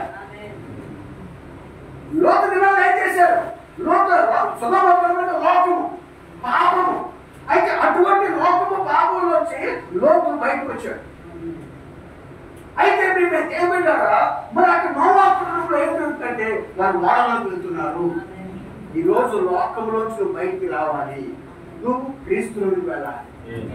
అక్కడ నోవాహు ఏ విధంగా లోపల ఓడలోకి వెళ్ళారు, ఇక్కడ లోతు ఏ విధంగా బయటకు వచ్చాడో దానికి ఎలా సాదృశ్యంగా ఉందంటే, లోకం నుంచి నువ్వు బయటికి వచ్చి నువ్వు క్రీస్తులోకి వెళ్ళినట్టుగా ఉందంటున్నాడు ఆయన. ఈ రోజు నీకు రక్షణ ఎక్కడ అంటే క్రీస్తులోనే, నీకు భద్రత ఎక్కడ అంటే క్రీస్తులోనే, దేవుని యొక్క వెలుగులోనికి మనకు రక్షణ కవచం. అందుకే ఏం పెట్టారా, అక్కడ ఐగుప్తులో ఏం పెట్టారా, చీకటి కమ్మక మునిపే, ఐగుప్తులో తెగుళ్ళు కుమ్మరించబడక మునిపే నిజంగా ఇశ్రాయేలు ఎక్కడికి వెళ్ళారంటే గోషాలకు వెళ్ళారంట. ఎందుకు ఐగుప్తుని కడిగిస్తే కమ్మబోతున్నది, ఐగుప్తులో మరణ ఘోష వినబడబోతున్నది. దానికి ముందుగానే ఇశ్రాయేలు గోషాలకు ప్రవేశించారంట. అయితే ఈ రోజు గోషాలుగా ఏమిటో కాదు కానీ ఈ కాలం వర్తమానం అంటున్నాడు ఆయన. ఈ వర్తమానం ఏమో కాదు, పరిశుద్ధ ఆత్మ ఉన్నది. ఈ వర్తమానం ఏమో కాదు, వెలుగై ఉన్నది. ఈ వర్తమానం ఏదో కదా, క్రీస్తు అయి ఉన్నాడు. అందుకనే లోపల నుంచి బయటకు వచ్చి క్రీస్తులోనికి వెళ్ళినప్పుడు, ఈ వర్తమానంలోకి వెళ్ళినప్పుడు, ఈ వెలుగులోనికి వెళ్ళినప్పుడు, పరిశుద్ధ ఆత్మ ద్వారా నింపబడినప్పుడు నువ్వు రక్షించబడుతున్నావు. పరిశుద్ధాత్మ లేకుండా రక్షణ లేదు. ఈ వర్తమానమే పరిశుద్ధాత్మ ఉంది. కాలానికి కలిగి వర్తమానమే మనకి నిజం దేవుడు. అందుకనే ప్రవక్త ఈ మాట చెప్పగల కారణం చూడండి. మరి అబ్రహాము ఆ దూతతో ఇలా చెప్పలేదా, సర్వలోకమును తీర్చు దుష్టులతో పాటు నిరపరాధులను కూడా శిక్షించదువా? నిశ్చయంగా కాదు. సర్వలోకములకు తీర్పు తీర్చేవాడు న్యాయం జరిగించును. ఆకాశం నుండి ఒక అగ్ని గంధకము కురిక మునిపి లోతు సొదొమకు నిజంగా బయటికి వచ్చాడు. ఆయన భద్రత కొరకు నోవహు ఓడలోనికి వెళ్ళాడు. లోతు సొదొమకు బయటికి వచ్చాడు. మనకి బయట కలుగురు కాక. అందుకనే దేవుడు లోసు మనం ఎక్కడ ఉన్నాము అంటే దేవుడు అంత భయంకరమైన స్థితి రాబోతుంది. భూమి మీద ప్రపంచానికి గొప్ప తీర్పు రాబోతుంది. తీర్పు కాచుకున్నది ఇప్పటికే, ప్రపంచమే తీర్పు కాచుకున్నది. అయితే ఈ తీర్పు నిజంగా దేవుడు నువ్వు తప్పించుకోవాలి అంటే నీకు గొప్ప రక్షణ కార్యం జరగాలి. రక్షణ లేకుండా, పరిశుద్ధాత్మ లేకుండా నువ్వు భద్రపరచబడలేవు. అందుకనే దేవుడు చూడండి, ఇక్కడ ఒక మాట చెప్తూ ఉన్నారు.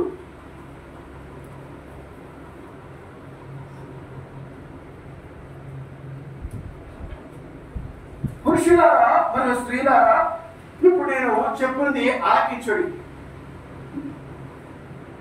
ఈ దౌర్భాగ్యులు ఈ భూమి మీద విడిచిపెట్టబట్టకు ముందే, ఈ దౌర్భాగ్యపు భూమి మీద విడిచిపెట్టక ముందే, ఇప్పుడు ఎచ్చట పాపంలో కుళ్ళిపోటకు ముందే మీరు సాధ్యమైనంత వేగముగా వెలుగులోకి పరిగెత్తండి.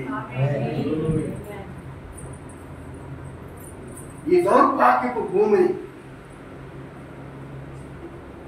మీరు విడిచిపెట్టబట్టకు ముందే, ఈ భూమిని విడిచిపెట్టబడక ముందే అంటే అనుకుంటావేమో యేసుక్రీస్తు వారు వచ్చినప్పుడు నేను పరిశుద్ధాత్మ పొందుకుంటాను, నేను అప్పుడు చక్కగా జీవిస్తాను, అప్పుడు నేను చక్కగా వెళ్ళిపోతాను. అది కాదండి. నువ్వు ఈ భూమిని విడిచిపెట్టక మునిపే నువ్వు పరిశుద్ధాత్మను కలిగి ఉండాలి. నువ్వు ఈ భూమిని విడిచిపెట్టక మునిపే ఈ వెలుగులోకి నువ్వు రావాలి. దేవుడు చాలా మంది అనుకుంటున్నారు, నేను వర్తమానంలో ఉన్నాను కదండి, వర్తమానంలో ఉంటే పరిశుద్ధాత్మ పొందుకున్నట్టు కదండి అంటున్నారు. కానీ దేవుడారా, వర్తమానం నీ ఉండడం కాదు కానీ వర్తమానం నీలో ఉండాలి. వాక్యము నీలో ఉండాలి. వాక్యము నీలో ఉన్నప్పుడు ఆ వాక్యం ఏం చేస్తుంటే క్రీస్తు కూడా జీవింపచేస్తాడు. ఈ లోకానికి దేవుడు నీవే ఒక వెలుగై ఉన్నావు. నిజంగా ఈరోజు క్రీస్తుని లోకము చూడదు కానీ క్రీస్తుని చూసేది నిన్ను నన్ను మనందరం. ఎందుకంటే ఆయన వెలుగు నీలో ఉంది కనుక, ఆయన జీవం నీలో ఉంది కనుక, ఆ పరిశుద్ధాత్మ నీలో ఉంది కనుక ఆయన జీవించిన జీవితమే రోజు నీవు నేను జీవించుతూ ఉన్నాము. మనమందరము జీవించేది ఆయన జీవితానే కానీ వేరొక జీవితాన్ని మనం జీవించుకోలేదు. అందుకే అపోస్తలుడైన పౌలు ఏమన్నాడంటే, జీవించువాడు నేను కాదు కానీ క్రీస్తు యేసులో జీవించుచున్నాను. ఈ జీవితము నన్ను తనను అప్పగించుకున్న జీవితాన్ని జీవిస్తున్నానన్నాడు. అందుకనే మేము దేవుడారా, నిజంగా ఈ దౌర్భాగ్యపు భూమిని విడిచిపెట్టక మునిపే, ఇక పాపములో కుళ్ళిపోక మునిపే ఆ వెలుగులోనికి సాధ్యమైనంత వేగంగా పరిగెత్తు. ఎందుకంటే ఈ కాలంలో గొప్ప కృప ఏంటంటే ఈ వర్తమానం. మనకి ఇవ్వడం కృప వర్తమానం. ఎందుకంటే నోవా కాలంలో తప్పించుకోవడానికి దేవుడు ఏ విధంగా వారికి వాహనం సిద్ధపరిచి ఉన్నాడో, మరి లోతు కాలం తప్పించుకోవడానికి లోతులు ఏ విధంగా ప్రభు పంపించి ఉన్నాడో, ఈ రోజు కూడా మనం తప్పించుకోవడానికి, ఈ భయంకరమైన తీర్పు తప్పించుకోవడానికి దేవుడు ఈ వర్తమానం పంపించాడు. ఈ వర్తమానంలో మనం దాగి ఉన్నప్పుడు, ఈ వర్తమానం మనం అంటిపెట్టుకుని ఉన్నప్పుడు, ఈ వర్తమాన ప్రకారంగా మనం జీవించుతున్నప్పుడు మనం సురక్షితంగా ఉంటాం. అందుకనే దేవుడు ప్రతి కాలంలో కూడా ఒక సేవకుని, ఒక ప్రవక్తని పంపించి ఆ ప్రవక్త ద్వారా తన వర్తమానాన్ని అనుగ్రహింపచేసి ఆ వర్తమానం ద్వారా ప్రజల్ని బయటికి పిలుస్తూ ఉన్నాడు. ఆయన బయటికి పిలవడమే మాత్రమే కాదండి, నిజంగా మనం ఏం చేస్తాడంట, క్రీస్తులోని తీసుకెళ్తాడు. మనం బయటికి రావడమే కదా, లోపల నుంచి బయటికి రావడమే కదండి, క్రీస్తులోని కంటే క్రీస్తులోని మనం ఎలా భాగస్థులు అవుతామంటే పరిశుద్ధాత్మ ద్వారా. క్రీస్తులో మనం ఎలా భాగస్థులు అవుతున్నామో పరిశుద్ధాత్మ ద్వారా. ఒక్క శరీరము, ఒక్క శరీరం, ఒక్క ఆత్మ, ఒక్క శరీరం వరకు మనము బాప్తిసం పొందినప్పుడు క్రీస్తులోని మనం సభ్యులం అవుతున్నాం. లోక నుంచి మనం బయటికి రావడమే కాదు, మనం క్రీస్తులో కూడా భాగస్థులు అవ్వాలి. అంటే ఈ వర్తమానం మనం ఏం చేస్తుంటే బయటికి మాత్రమే కాదు, లోపల కూడా తీసుకెళ్తాం క్రీస్తులోని. అందుకనే మేము దేవుడారా, మరి చివరి కాలంలో దేవుడు ఒక సూచన కలిగి ఉన్నాడు. ఆయన మరి ఇజ్రాయేల్ మధ్య, యూదుల మధ్య, సమరయుల మధ్య ఏ సూచన అయితే సూచించి ఉన్నాడో, ఈ చివరి కాలంలో కూడా దేవుడు ఒక సూచన అన్యుల మధ్య కలిగి ఉన్నాడంట. నిజంగా ఎందుకంటే దేవుడారా, మనము సూచన నిజంగా ఆ సూచన కోసం ఎదురు చూస్తున్నాము. మరి ఇజ్రాయేల్ సమరయుల మధ్య ఏ కార్యం అయితే జరిగినాయో, ఈ చివరి కాలంలో అన్యుల మధ్య కూడా కార్యం జరగవలసి ఉన్నది. ఎందుకంటే మెస్సియా రాకడానికి ముందు దేవుడారా, మరి నిజంగా మెస్సియా రాకడానికి ముందు, మనిషి కుమారుడు రాకడానికి ముందు మెస్సియా యొక్క పరిచర్య భూమి మీద జరగవలసి ఉన్నది. అయితే ఎత్తబడ్డానికి ముందుగానే భూమి మీద ఒక పరిచయం దేవుడు తన వధువు ద్వారా కలిగి ఉండబోతున్నాడు ఆయన. అయితే ఆ పరిచయం ఎలా కలిగి ఉండబోతున్నాడంటే దేవుడారా, నిజంగా మనం అనుకోవచ్చు, ఈ రోజు సంఘములన్నీ కూడా ఎలాగని అంటే చెప్పబడిపోయిన నిజంగా చల్లారిపోయిన జీవితాలు నిజంగా ప్రార్థన జీవితం లేదు, వాక్యపు ధ్యానం లేదు, దేవుడితో సహవాసం లేదు, ఆ భక్తి జీవితం లేదు, ఆ ప్రేమ లేదు, ఆ ఓర్పు లేదు, ఆ సహనం లేదు, ఆ నిరీక్షణ లేదు, దేవుడి దగ్గర కనిపెట్టి గోచారి ప్రార్థించి నిజంగా పొందుకునే స్థితి ఈ రోజు లేదు. కానీ ఏంటంటే మనకంతా తొందరపాటు కలిగి ఉన్నాం. అయితే దేవుడి దగ్గర విశ్వాసంతో నిరీక్షణతో నిజంగా ప్రార్థన చేసి గడిపి నిజంగా పొందుకునే స్థితి రోజు మన దగ్గర కనబడుతున్నాం. కానీ దేవుడారా ఈ రోజు మనం దేవుడితో సహవాసం కోల్పోతున్నాం. ఎందుకంటే దేవుడికి అంత ప్రాధాన్యత ఇవ్వట్లేదు, దేవుడి నాయకత్వానికి అంత ప్రాధాన్యత ఇవ్వట్లేదు, దేవుడికి మనం అంతగా సమయాన్ని కేటాయించలేకపోతున్నాం. దేవుని సముఖంలో పోసాడి ప్రార్థించి ప్రతి కార్యాన్ని అడిగి పొందుకునే స్థితిలో లేకుండా మన సొంత ఆలోచనతో, మన సొంత ఉద్దేశంతో, మన సొంత కార్యాలతో మనం వెళ్ళిపోయే నిజంగా ఏదో చేసేయాలని, ఏదో ప్రారంభించాలని, ఏదో అనుకోవాలని ఏదేదో చేస్తూ ఉన్నాం. కానీ ఏమి సఫలపడదు. కానీ మేము దేవుడారా ప్రభు ఎటువంటి సంఘాన్ని కోరుతున్నాడంటే చివరి కాలంలో దేవుడారా అపోస్తులు అపోస్తులు ఏ విధంగా అయితే జీవించి ఉన్నారో ఆ సంఘాన్ని కలిగి ఉండాలని కోరుకుంటున్నారు. దేవుడు నామానికి నమ్మకం కాక నిజం దేవుడారా.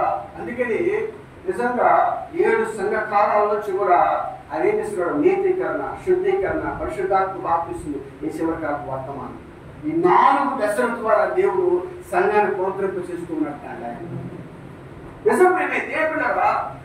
దేవుడు అంటున్నాడు నిజంగా ఆ గొంగుల పురుగు, ఆ పసల పురుగు, ఆ చీడ పురుగు నిజంగా ఆ మేకలు తిరిగేసిన, ఆ మహాసైన్యం తిరిగేసిన పంటను మళ్ళా తిరిగిస్తానంటున్నాడు ఆయన. నిజం దేవుడు ఆ గొంగుల పురుగులు, పసల పురుగులు, చీడ పురుగులు, ఈ మిడతలు ఏమి తిరిగేసినాయంటే దేవుడు వధువు వృక్షాన్ని తిరిగేసి, వధువు వృక్షాన్ని తిరిగేసి మొట్టమొదటిగా తిరిగేసింది ఏమిటి అంటే ఫలాలు తిరిగేసి అంట. ఫలాలు అనగా ప్రేమ, చెప్పండి కదా, 4వ అధ్యాయము 4వ అధ్యాయం ఇవన్నీ కూడా ఆత్మ ఫలాలు. మొట్టమొదటిగా ఏం చేసిందంట? ఇవన్నీ వృక్షము పైన ఉండేవంటే ఫలాలు ఈ ప్రేమ ఫలాలన్నీ తినేసింది. తర్వాత ఏం తినేసిందంట? చెట్టుని నిజంగా ఆకులు తినేసింది. తర్వాత ఏం తినేసిందంటే బెరడు తినేసింది. తర్వాత దేవుడు జీవాన్ని తినేసింది. ఈ 4 దశలు, ఫస్ట్ ఫలాలు తినేసింది, తర్వాత ఆకులు తినేసింది, తర్వాత బెరడు తినేసింది, తర్వాత జీవం తినేసింది. ఇంకా ఆ చెట్టు ఎక్కడ ఉందంటే వేరులో మాత్రమే జీవం ఉన్నది. అమ్మా పిల్లలు అంటే మన పొద్దాకులు ఎందుకు పొద్దాకు తిరుగుతున్నారు మీరు?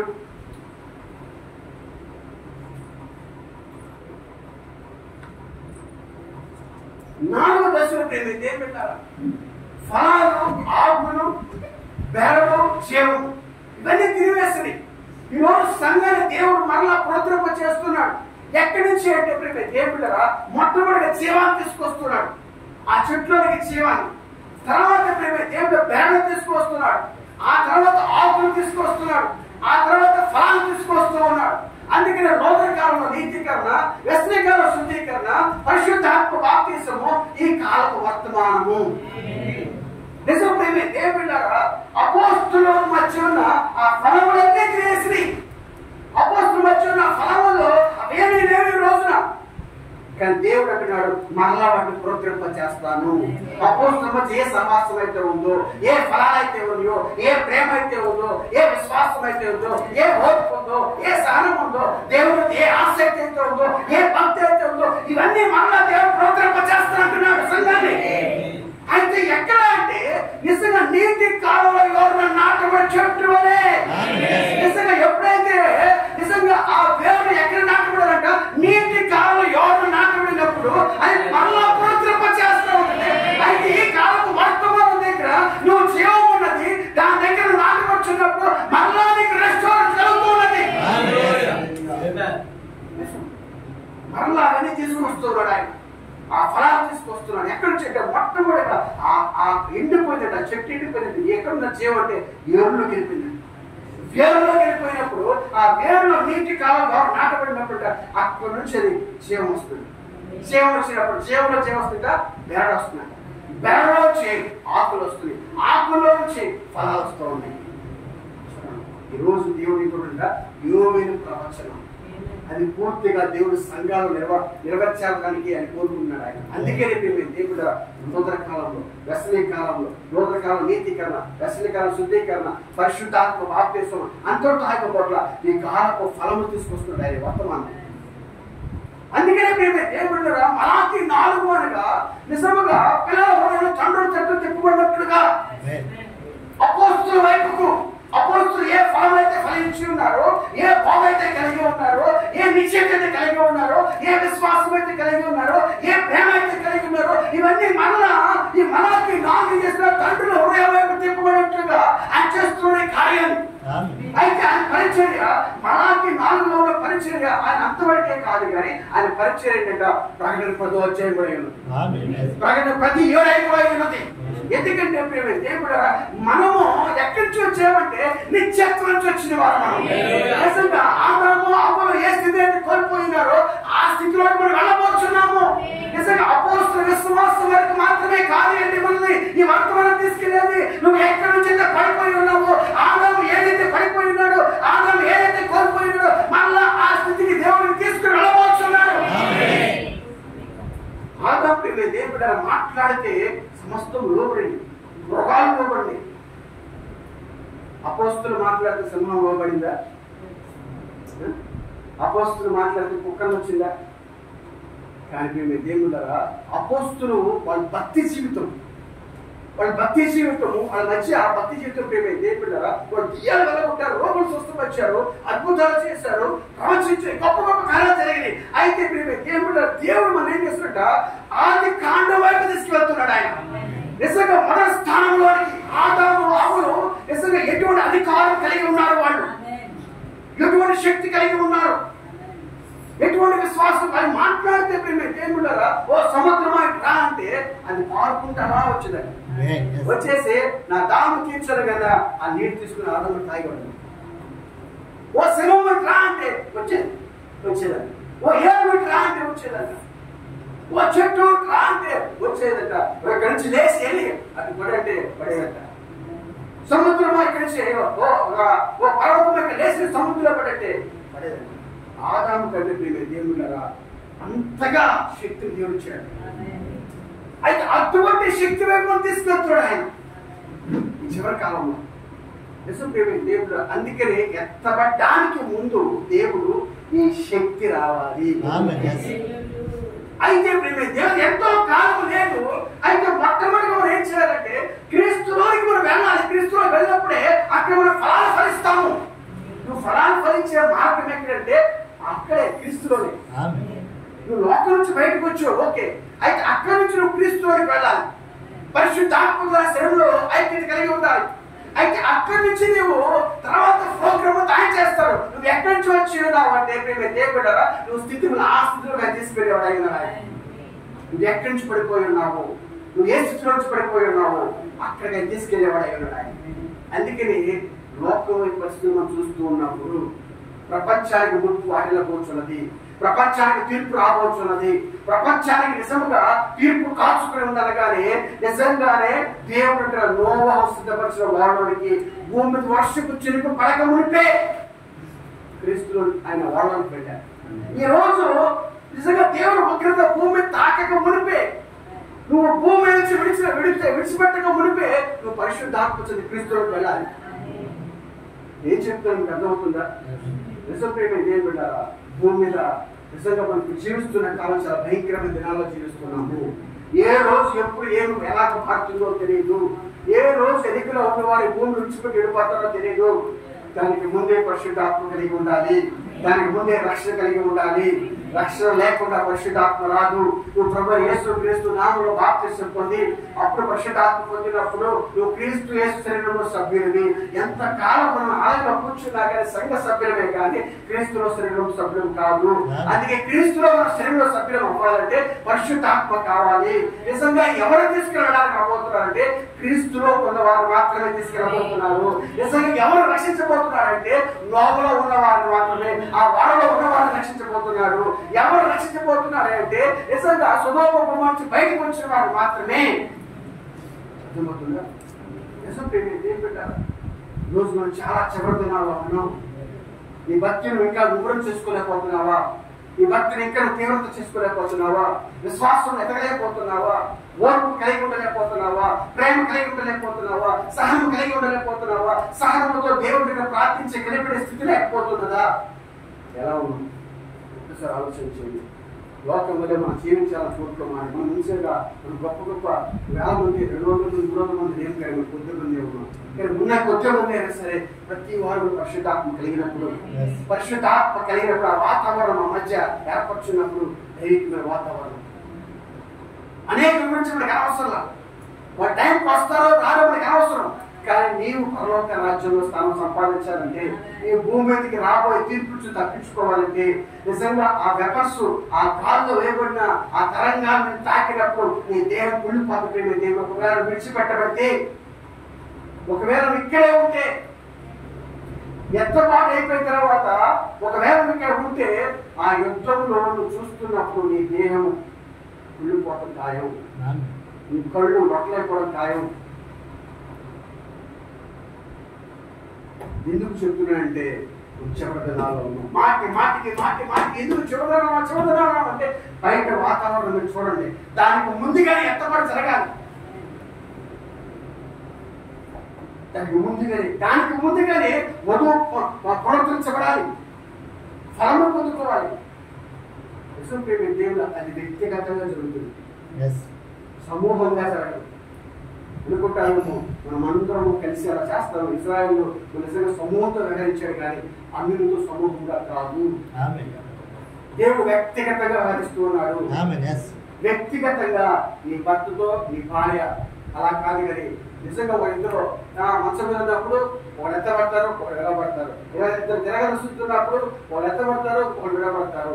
నిజంగా నీ భర్తతో వస్తారా రాడా అని ఆలోచించి మాకు ఒకవేళ నీ ఆశ ఉంటే నువ్వు ప్రయాణం చేయి, ముందుకెళ్ళిపోతావు. దేవుడికి ఏదైతే బయలుపరిచాడో ఆ బయలుపాటు పట్టుకుని ముందుకెళ్ళిపో. నిజంగా నా తోబుట్టులు రావట్లేదేమో, నా అన్నదమ్ములు రావట్లేదేమో, నా అక్కచెల్లెలు రావట్లేదేమో, నా బంధువులు రావట్లేదేమో, నా బిడ్డలు రావట్లేదేమో, నువ్వు ఆలోచన చేయి. మాకు ఈ ఆలోచన చేసే సమయం కాదు. ఒకవేళ ఆలోచన చేసి వాళ్ళతో పాటు లోకంలో వెళ్ళిపోతావేమో, కానీ నిజంగా అలా వెళ్ళిపోకుండా దేవుడు వాక్యం ఏం చెప్తుందంటే నిన్ను ప్రోత్సహించుకో. ఒకవేళ ఎన్నికలో ఉంటే వాళ్ళే వస్తారు, వాళ్ళ గురించి ప్రార్థించడం మర్చిపోవద్దు, ప్రార్థించు. కానీ వాళ్ళ గురించి ఆగిపోవద్దు, ఎవరి గురించి మీరు ఆగొద్దు. వాళ్ళు వస్తారేమో, వాళ్ళు రావట్లేదేమో, వీళ్ళు రావట్లేదేమో, వీళ్ళు రావట్లేదు, వాళ్ళు రావట్లేదు, నువ్వు ఆగిపోవద్దు. ఎవరి భక్తి జీవితంలో కొనసాగించండి.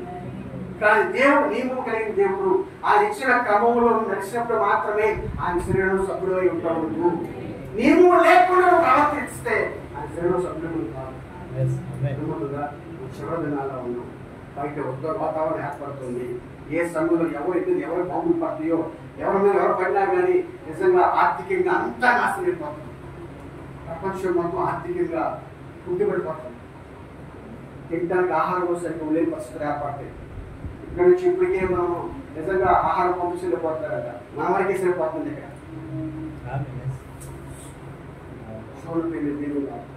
ఇంకా ఫ్యూచర్లో కూడా ఎలాగంటే ఎవరికి వాళ్ళు పండించుకునే స్థితి కూడా ఉండదు. అంత భయంకరమైన పరిస్థితి రాబోతుంది. అర్థం చేసుకోండి. ఎందుకంటే ప్రభువులో ఉంటే నీకు ఏ శోధన ఉండదు, ఏ గర్వం ఉండదు, ఏ ఇబ్బంది ఉండదు, ఏ సమస్య ఉండదు. ఎందుకంటే నువ్వు ఎత్తబడే మార్గంలో ఉన్నావు కాబట్టి, వాడు వాగ్దాన భూమికి వెళ్ళే మార్గంలో ఉన్నారు కాబట్టి దేవుడు 20 లక్షల మంది ప్రజల్ని పోషించలేదా? అన్ని మార్గంలో వారికి ప్రత్యేక టైం టు టైం దేవుడు ఇచ్చాడు. వాళ్ళ బట్టలో 40 సంవత్సరాలు వాళ్ళు ఎలాగా వాళ్ళ చెప్పులు అరగలేదంట, వాళ్ళ బట్టలు మాయలేదంట, వాళ్ళ ఆహారం ఏ విధంగా సిద్ధపరిచేది. 40 సంవత్సరాలు చిన్న పిల్లవాడి నుంచి 40 సంవత్సరాలు ఒక తరం అంటే ఎంత పిల్లవాడు, చిన్న పిల్లవాడు ఆ పిల్లవాడు ప్రారంభించినప్పుడు ఇప్పుడు అక్కడ టైలర్స్ లేవు, హాస్పిటల్ లేవు, మరి నర్సులు లేరు, డాక్టర్లు లేరు, మెడిసిన్స్ లేవు, ఆహారం పండించేవాడు లేరు, మరి ఉండేవాడు లేరు, తినేవాళ్ళే కానీ ఉండేవాళ్ళే ఏం లేవు. మరి ఎలాగ బతికిరా ఆ పిల్లవాడు? ఎంత పెద్దయ్యాడు, 40 సంవత్సరాలు. చిన్న పిల్లవాడు ప్రారంభించిన పిల్లవాడు 40 సంవత్సరాలు వస్తే ఎలా ఉంటాడు? అన్ని సంవత్సరాలు దేవుడు పోషించాడు. ఎందుకంటే వాగ్దానం చేసిన అబ్రహాము, వాగ్దానం చేసిన వాడు నమ్మదగిన వాడు కాబట్టి ఆ నమ్మదగిన దేవుడు ఆయన నిజంగా ప్రతి విషయంలో కూడా ఆయనకి సహాయంగా ఉంటాడు. ఆయన దేవుడికి వాగ్దానం చేస్తే నువ్వు విసుకుంటేవాడు కాదు. నీ కరువులో, నీ కష్టంలో, నీ ఇరుకులో, నీ ఇబ్బందులో, నీ శోధనలో, నీ బలహీనతలో, రోగంలో, వ్యాధులో, అన్ని విషయాల్లో కూడా ఆయన తోడుగా ఉంది, ఎన్నట్టే ఉంది అని నడిపిస్తూ ఉంటాడు. అదే దేవుడు నమ్మని అందుకని మీరేం చేయాలంటే ఈటి వైపు చూడకుండా, భౌతిక సమయం వైపు చూడకుండా ఆత్మీయవాదం వైపు చూసినప్పుడు దేవుడు అన్ని విధాలుగా సెట్ చేసుకుంటూ వస్తాడు. ఆమె దేవుడు నమ్మని వెనుకలుగా సంబంధించారు. ఇంకా చాలా చెప్పడానికి అన్ని చెప్పడానికి ఒక గంట పట్టింది.